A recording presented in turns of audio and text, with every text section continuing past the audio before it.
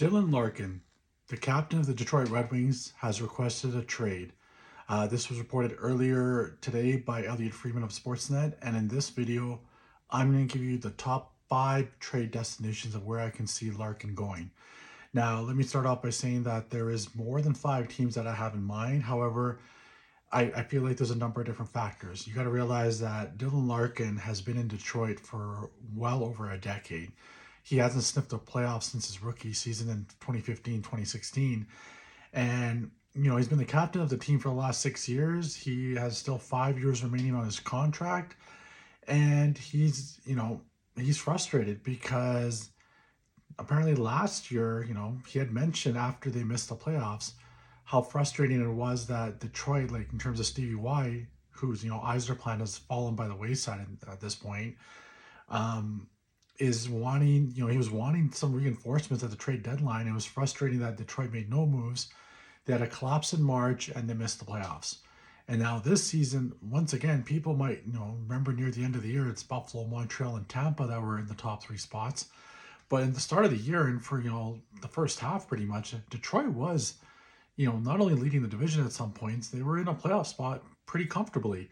And then as the season wore on, especially after the Olympic break, slowly, sure enough, in March, they collapsed again and couldn't even get into a wild card spot. So I could see the frustration mounting for Larkin. And also, if you think about it, he did taste, a little bit of victory in terms of how it felt to win at the Olympics with the U.S. team winning the gold medal.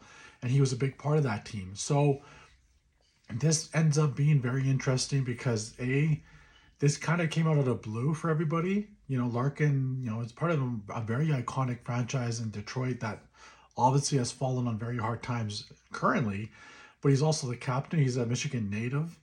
And, there was never any rumblings about him wanting a deal or trade. There was no rumors. Nico Hischier of New Jersey, his name, for whatever reason, has come up in, trade rumors recently over the last week or so. But nothing was said about Larkin at all. And now this, with this trade rumor out there, I think for Yzerman, the smartest ploy is to trade Larkin by the draft. So maybe you can get some draft capital in this year's draft. Because what this does for Detroit is really messes up everything, because trade Larkin away, so many teams need a number one center. There's so many other teams that contenders that probably Larkin wants to play for also need a number 2 center. Detroit, if they trade Larkin now, or I should say when they trade Larkin, they got no other centers. The thought going into this year was you have Dylan Larkin, and perhaps Marco Kasper could be that second line center that could play between DeBrincat and Kane, let's say, right? And Kasper had a terrible sophomore year. The sophomore slump hit him big time. And yes, Detroit has a lot of other guys in their system, Nate Danielson for one, but are they any of them going to turn into high-end players? We don't know.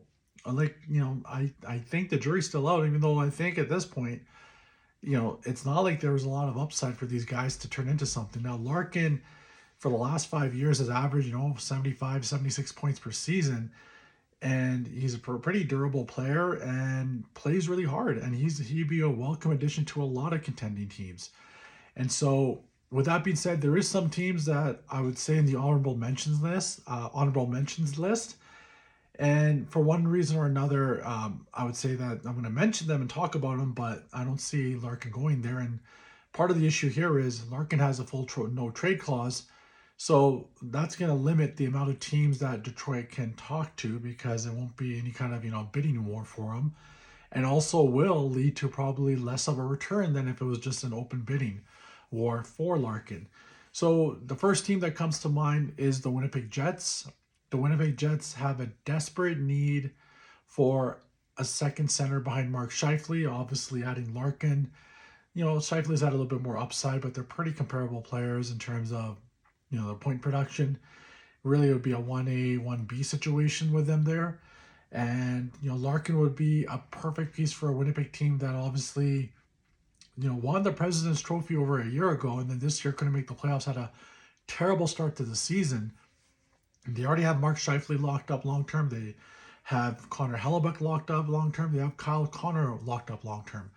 Connor and Hellebuyck both played with Larkin at the Olympics.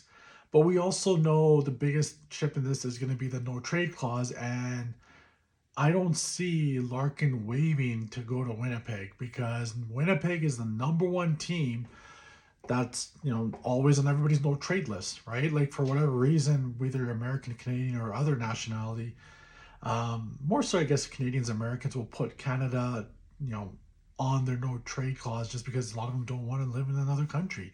And that's fair, that's fine, they have their reasons. And Winnipeg at this point, they have a need and they have a high pick. They have a top 10 pick in this upcoming draft in a few weeks here. And they could put together a package for Detroit that includes that pick. And so that wouldn't be the issue. I just think Larkin will not waive his no trade clause to go there. Another team that I just wanted to throw out there is actually playing in the Stanley Cup Finals, and that's the Vegas Golden Knights, simply because, he's good friends with Jack Eichel. Noah Hannafin's on that team. Again, I'm looking at the connection that you see with the U.S. Olympic team and some of the closeness that they developed over those few weeks that they played together. The only reason, Vegas has no cap space, they have a lot of other things going on. And really, right now, do they really need Larkin? They already have Tomas Hertl, Jack Eichel, William Karlsson's back. Like, they have a great center depth. I'm just throwing them out there because Vegas is always in on every guy that's available. That's a big name. So would it be, I would expect Vegas to make a move? No, but would it be a surprise if they did? That would also be a no for me. So you can never rule out Vegas when it comes to high-end players. Another team that I want to put in the honorable mentions list is the Montreal Canadiens. The only downfall here for Larkin would be if he is against going to a team that is in Canada and he doesn't want to play here at all. Otherwise, everything else would be checked off, right? Montreal is at the turn of their rebuild. Everything they've done has been kind of like a year ahead of schedule. They could, theoretically make this trade with Detroit without giving up anybody of significance on their roster. Larkin and Nick Suzuki would be a wicked 1-2 punch down the middle for them.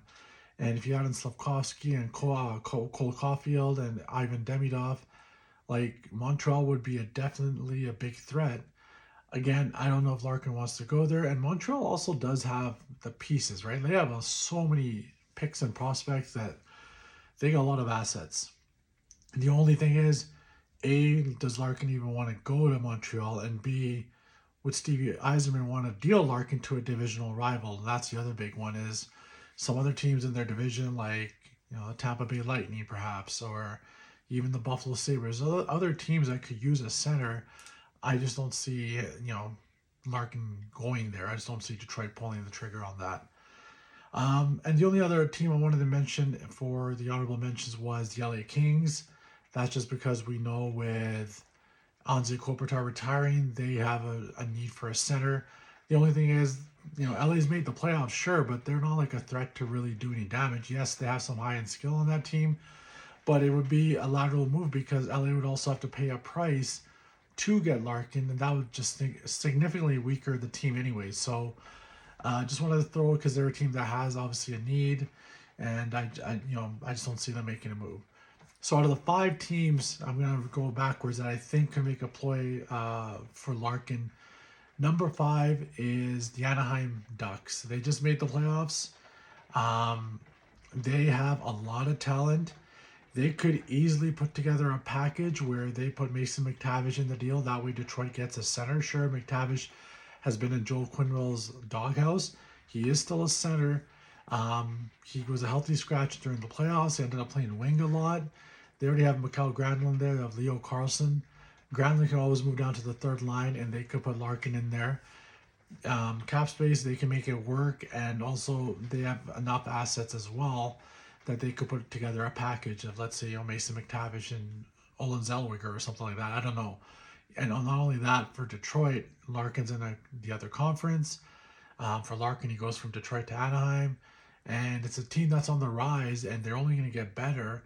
And so at this point, Larkin has a shot to join an up-and-coming team and maybe contend for multiple, playoff runs that are actually fruitful for him in terms of being on a playoff-winning team.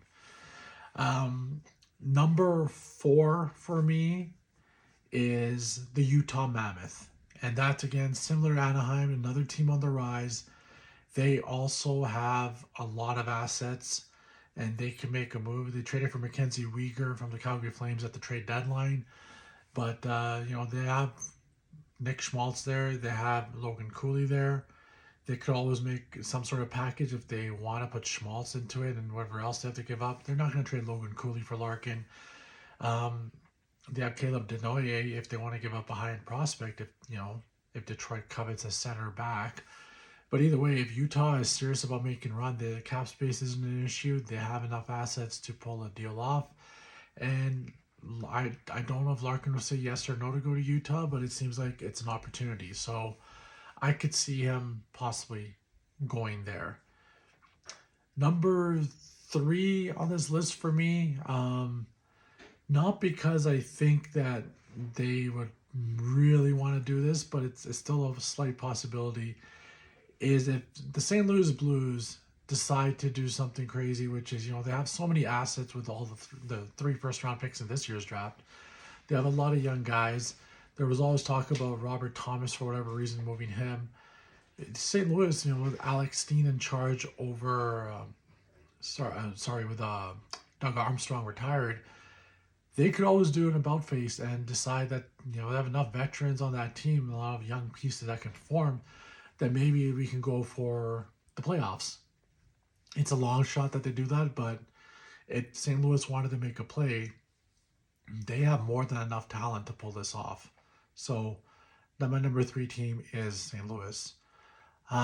Number 2, in terms of making a move for Dylan Larkin, even though, again, they could be a cup champion, I could see the Carolina Hurricanes. They have a need that they've wanted to address, and maybe if they win the cup, they might not do it. Excuse me. So if they win the cup, with a younger group with Sebastian Aho and Logan Stankoven, and Jordan Staal as a third line center, they might not see a need, especially depending on what the ask would be from Detroit. But I just wanted to list them as a possible team because, again, Carolina's been also around, like Jake Gensel and Mikko Rantanen, and trying to add to their team. So you can never rule out Carolina either. But my number 1 choice for where Dylan Larkin ends up, and the destination that I think is realistic and also puts him in the best spot, is the Minnesota Wild. Why? Because we know the Wild desperately need a number 1 center. They are a team that is built to contend. They, fell apart this year in the second round and got knocked out by Colorado in 5. However, there was talk about Austin Matthews going to Toronto. I would easily pivot, and I'd rather not take on Matthews' salary and just take Larkin instead. I think Larkin is, yes, he's not as high-end as Matthews, but I think Larkin's a better overall player in my opinion. I'm just not a big fan of Austin Matthews and that cap hit he has. So Minnesota, that's the biggest thing for them because Kirill Kaprizov's extension kicks in. They have to sign Quentin Hughes to an extension, which I think he will sign to stay in Mini. And so they got some other guys that need to sign, but they can also, shift out some guys and move some guys out. And they could put together a package, with Danila Yurov or some of their other prospects that they have that they can make a move that's all in because you could put Larkin on the first line. Joel Eriksson would be a perfect second line center for them with Ryan Hartman on the third line. So again, I don't know what the return would look like, but I do think out of every team, obviously Billy Guerin also has a connection with Dylan Larkin because of the Team USA thing.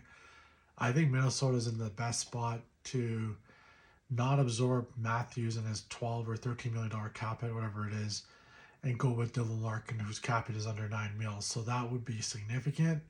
And with that said, please like, comment, subscribe, check out some of my other content, and we'll hopefully have some more details for you soon. Catch you guys later.